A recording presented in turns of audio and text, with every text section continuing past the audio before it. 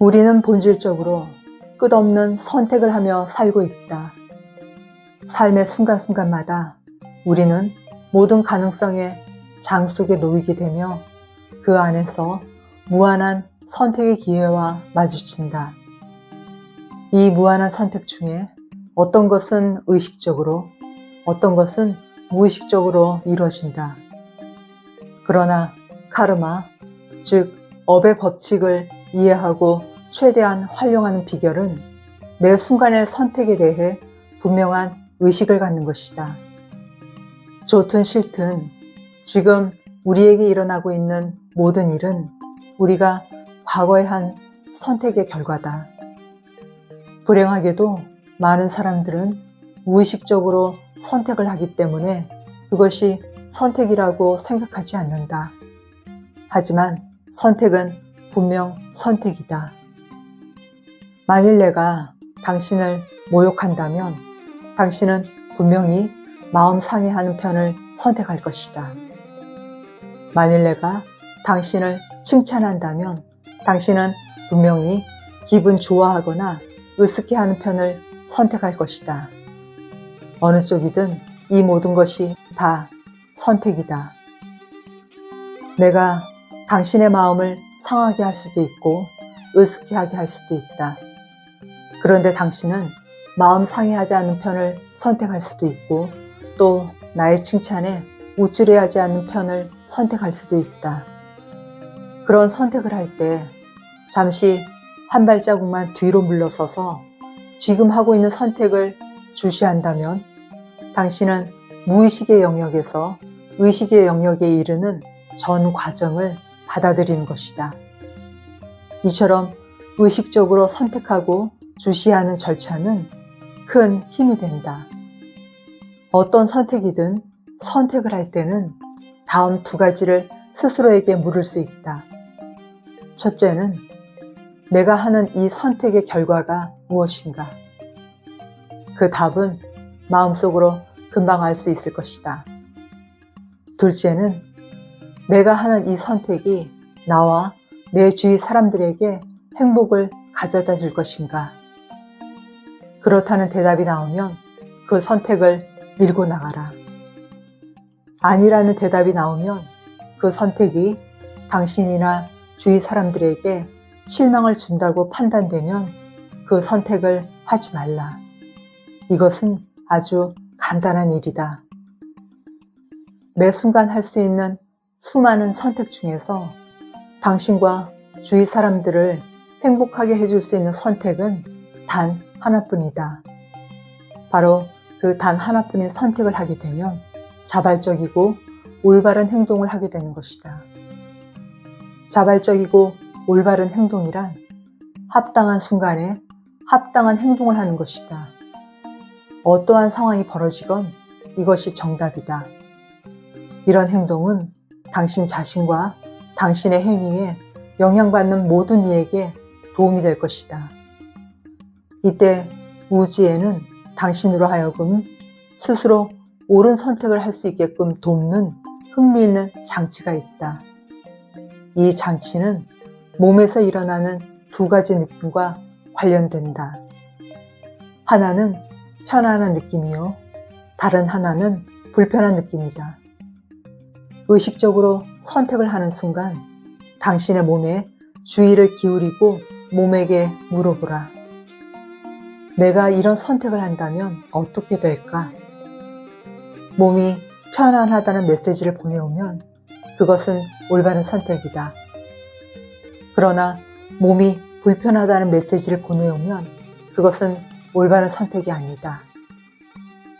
편안함과 불편함의 메시지는 간혹 어떤 사람들에게는 태양신경총의 영역에 있는 경우도 있지만 대부분의 경우 그것은 마음의 영역에 있다. 의식적으로 마음의 주의를 기울이고 무엇을 해야 할지 마음에게 물어보라. 그리고 감각의 형태로 오는 신체 반응인 대답을 기다리라. 그것은 아주 미미한 수준의 느낌일 수도 있다. 그러나 그 느낌은 분명히 당신의 몸속에 있다. 오직 마음만이 올바른 대답을 알고 있다. 마음이란 무르고 감상적인 것이라고 생각하는 사람이 많다. 그러나 실제로는 그렇지 않다. 마음은 직관적이고 전체를 보며 상황 판단을 잘하고 관계를 잘 파악한다. 마음은 이기느냐 지느냐를 기준으로 사물을 판단하지 않는다. 마음은 우주의 컴퓨터를 두드린다. 우주의 컴퓨터란 순수 잠재력, 순수 지식, 무한한 조직력의 영역이다. 마음은 모든 것을 헤아린다. 마음은 때로 비합리적인 것처럼 보이기도 하지만 합리적인 사고의 한계 안에 있는 그 무엇보다도 훨씬 정확한 계산 능력을 갖고 있다. 당신이 선택을 의식적인 삶의 차원으로 끌어올리면 끌어올릴수록 자신을 위해서나 주위 사람들을 위해서나 자발적으로 올바른 선택을 하게 되는 것이다. 그러면 지난날의 업은 어떻게 현재에 영향을 미치는가?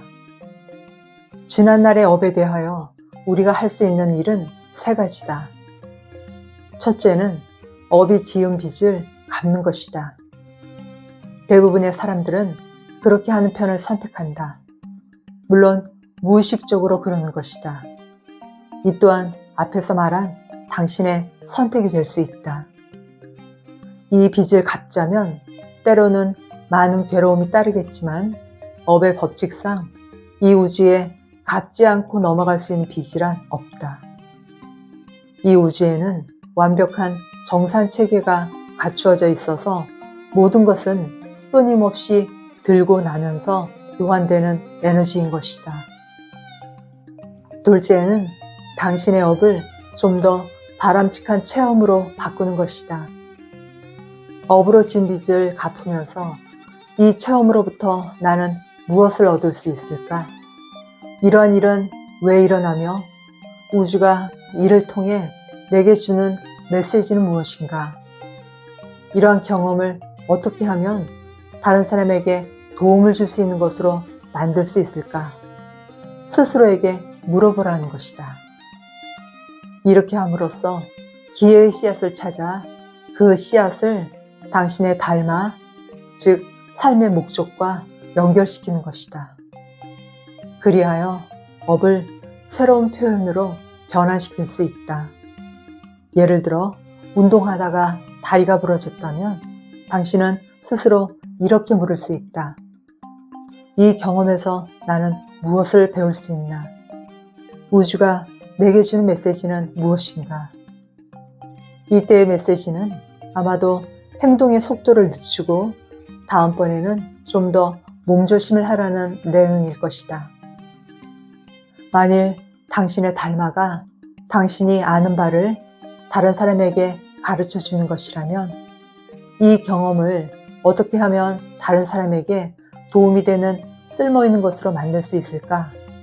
하고 스스로에게 물어봄으로써 그 결과로 안전하게 운동하는 법에 관한 책을 써서 당신이 배운 바를 다른 사람과 나눌 수도 있을 것이다. 아니면 그런 부상을 예방하는 특수한 신발이나 보조장치를 발명할 수도 있을 것이다. 이런 식으로 업의 빚을 갚으면서 동시에 역경을 이로운 일로 전환시켜 부와 성취를 이룰 수 있다. 즉, 업을 긍정적인 체험으로 바꾸는 것이다. 업을 완전히 없앨 수는 없지만 업에 얽힌 일화 하나를 취하여 새롭고 긍정적인 업으로 만들어낼 수 있다는 말이다. 셋째는 업을 초월하는 것이다. 업을 초월한다는 것은 업에 얽매이지 않고 독립한다는 뜻이다. 모든 행위는 업이 자아내는 일화들이다. 하다못해 커피 한 잔을 마시는 일도 그렇다. 행위는 기억을 낳고 기억은 욕망을 낳고 욕망이 다시 행위를 낳는다. 당신의 영혼을 움직이는 소프트웨어는 업과 기억과 욕망이다. 당신의 영혼은 이 세 가지 씨앗을 품고 있는 의식의 다발인 것이다. 이처럼 언젠가 드러나게 되어 있는 씨앗을 의식함으로써 당신은 현실을 의식적으로 만들어내는 사람이 될 수 있다. 의식적으로 선택하는 사람이 됨으로써 당신은 스스로와 주위 사람들을 발전시키는 행위들을 만들어가게 된다. 이렇게만 하면 되는 것이다. 참자아를 위해서나 참자아의 영향을 받는 모든 일을 위해서나 업이 발전적인 쪽으로 가는 한 업은 행복과 성공이라는 열매를 맺게 될 것이다. 업의 법칙을 실생활에 적용하기 위해서는 다음 단계를 밟는다. 첫째, 매 순간의 선택에 주의를 기울인다. 선택을 할 때는 반드시 다음과 같은 두 가지 질문을 한다. 첫째, 지금 내가 하는 이 선택의 결과는 무엇인가? 둘째, 나의 이 선택이 나에게 그리고 이 선택으로 영향을 받을 사람들에게 성취와 행복을 가져다 줄 것인가? 그 다음에는 마음에게 나를 이끌어 달라고 부탁하고 마음이 보내는 편함과 불편함의 메시지에 나를 맡긴다. 선택이 편안하게 느껴지면 마음 턱 놓고 곧 앞으로 나아간다. 불편하게 느껴지면 잠시 멈추고 마음의 눈으로 내 행위의 결과를 바라본다. 이렇게 무슨 일이든 마음이 이끄는 대로 한다면 나 자신과 주위 사람들을 위하여 스스로 올바른 선택을 할 수 있을 것이다. 오늘 내용은 여기까지입니다. 지금까지 디펙 초프라의 카르마의 법칙, 즉 인과의 법칙인 업의 법칙을 소개해드렸는데요. 업은 산스크리트어로 카르마라고 합니다. 이 말은 행위와 그 결과를 함께 일컫는데요. 모든 행위는 에너지를 낳고 그 에너지는 우리 자신에게로 돌아오기 때문인데요. 한마디로 뿌린 대로 거두리라는 격언으로 요약할 수 있습니다. 그럼 오늘 소개해드린 카르마 법칙의 핵심 메시지를 살펴보겠습니다. 첫 번째는 행동의 결과입니다. 우리의 모든 행동은 그에 따른 결과를 낳는데요. 이는 단순한 인과관계를 넘어서 우리가 선택한 행동이 우리 삶의 질과 방향에 큰 영향을 미친다는 점을 강조합니다. 예를 들어 친절한 행동은 긍정적인 관계를 만들고 이는 더 많은 행복과 만족을 가져올 수 있습니다. 반면 부정적인 행동이나 의도는 갈등과 고통을 초래할 수 있습니다. 따라서 우리는 매 순간의 선택이 미래에 어떤 결과를 가져올지를 깊이 생각해야 합니다. 두 번째는 책임감입니다. 카르마의 법칙은 개인의 책임을 강조하는데요. 우리가 어떤 선택을 하든 그에 대한 결과는 피할 수 없으며 이는 우리 자신에게 되돌아옵니다. 현재의 삶의 상황이 과거의 행동에 의해 형성되었다는 인식을 통해 우리는 좀 더 신중하게 선택하고 행동해야 한다는 교훈을 얻습니다. 세 번째는 의도와 선택입니다. 우리의 의도는 행동의 근본적인 동기인데요. 선한 의도를 가지고 행동하는 것은 단순히 결과를 좋게 만드는 것뿐만 아니라 우리의 내면과 외부 세계에 긍정적인 변화를 가져옵니다. 의도가 긍정적일수록 그 행동이 가져오는 결과도 긍정적인 가능성이 높은데요. 따라서 의식을 가지고 선택하는 것이 중요하며 이는 개인의 삶뿐만 아니라 사회 전반에 긍정적인 영향을 미칠 수 있습니다.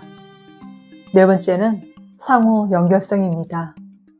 모든 존재는 서로 연결되어 있으며 우리의 행동은 타인에게 직접적인 영향을 미칩니다. 우리가 긍정적인 행동을 할 때 주변 사람들에게도 긍정적인 에너지를 전파하고 이는 또 다른 긍정적인 행동으로 이어질 수 있습니다. 이처럼 카르마의 법칙은 개인의 행동이 공동체에 미치는 영향을 인식하게 하여 더 나은 사회를 만드는데 기여할 수 있습니다. 마지막 5번째는 변화의 가능성입니다. 카르마의 법칙은 현재 행동을 바꿈으로써 미래를 변화시킬 수 있는 힘이 우리에게 있다는 점을 강조합니다. 과거의 행동에 얽매이지 않고 지금 이 순간부터 긍정적인 선택을 함으로써 새로운 길을 열 수 있습니다. 이는 개인의 성장뿐만 아니라 사회적 변화에도 기여하는 중요한 메시지입니다. 결론적으로 카르마의 법칙은 우리에게 선택과 행동의 중요성을 깨닫게 하며 이를 통해 더 나은 삶과 세상을 만들 수 있는 가능성을 제시합니다. 오늘 내용이 도움이 되셨다면 구독과 좋아요 부탁드립니다. 오늘도 평온한 하루 되시길 바랍니다. 감사합니다.